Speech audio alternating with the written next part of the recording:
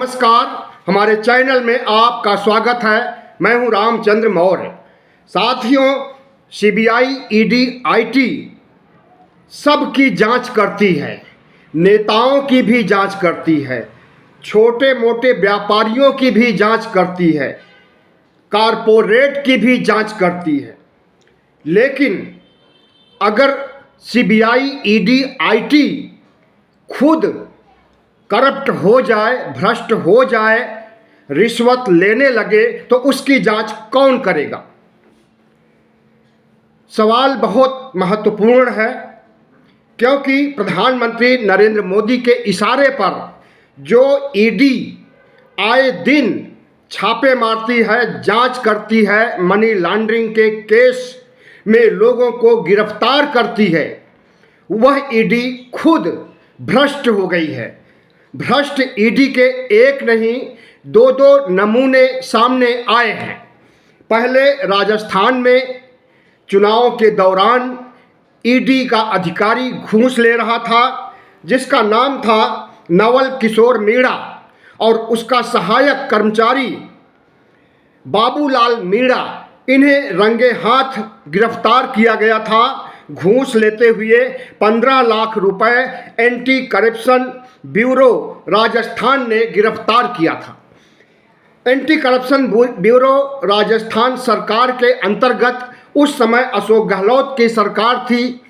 अशोक गहलोत की सरकार ने तो गिरफ्तार कर लिया, लेकिन अगर बीजेपी की सरकार होती तो क्या गिरफ्तारी हो सकती थी? ईडी की नहीं हो सकती थी। और अब भारतीय जनता पार्टी की सरकार राजस्थान में बन गई है, तो ईडी मनमानी ढंग से भ्रष्टाचार करेगा, भ्रष्टाचारियों के जांच के नाम पर उनसे घूस की उगाही करेगा।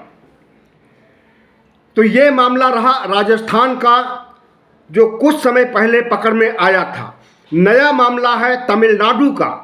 तमिलनाडु में डीएमके की सरकार है, स्टालिन मुख्यमंत्री हैं।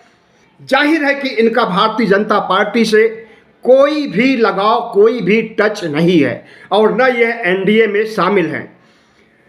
तमिलनाडु में एक अधिकारी जिसका नाम की अंकित तिवारी था, 20 लाख रुपए घूस लेते हुए पकड़ा गया है। तमिलनाडु पुलिस ने इस ईडी अधिकारी को गिरफ्तार कर लिया है। डिंडीगुल मुद्रा हाईवे पर उसे गिरफ्तार किया गया और उसके पास से 20 लाख रुपए बरामद किए गए हैं। मतलब शिकारी खुद शिकार हो गया।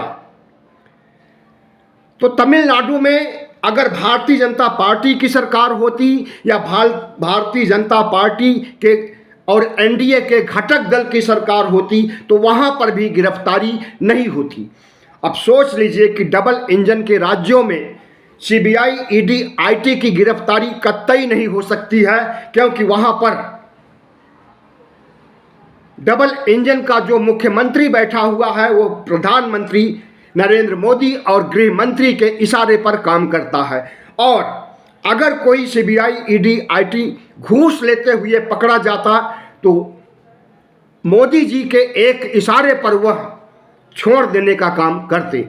लेकिन जिन राज्यों में डबल इंजन नहीं है वहां पर सीबीआई, ईडी, आईटी को घूस लेते हुए रंगे हाथ पकड़ा जा रहा है। प्रधानमंत्री नरेंद्र मोदी, जिसे एक ब्रह्मास्त्र के रूप में इस्तेमाल करते हैं, विपक्ष को खत्म करने, इंडिया को खत्म करने के लिए सीबीआई, ईडी, आईटी का इस्तेमाल करते हैं। वह सीबीआई, ईडी, आईटी अगर घूस लेती है तो क्या ऊपर तक पहुंचाती है? क्या सीबीआई के बड़े अधिकारियों तक पहुंचाती है? और सीबीआई के बड़े अधिकारी क्या भाजपा के हाईकमान तक उस घूस को पहुंचाते हैं? यह तो जांच का विषय है, लेकिन आज की तिथि में कोई जांच भी नहीं हो सकती, क्योंकि भारतीय जनता पार्टी की सरकार केंद्र में है और इन्हीं के अधीन सीबीआई, ईडी, आईटी आते हैं। इंडिया को खत्म करने का इन्होंने बीड़ा उठा लिया है। पहले संजय सिंह को जेल में डाला गया, उसके पहले मनीष सिसोदिया को, उसके पहले सत्येंद्र जैन को, तमाम नेताओं को इन्होंने जेल में डाल दिया है। और अब अरविंद केजरीवाल के ऊपर भी तलवार लटक रही है। कभी भी किसी भी दिन ईडी इन्हें गिरफ्तार कर सकता है। यही हाल शिबू सोरेन का है, उनकी भी गिरफ्तारी कभी भी बन हो सकती है। उनकी फाइल बन चुकी है। फाइल तो सारे नेताओं की बन गई है।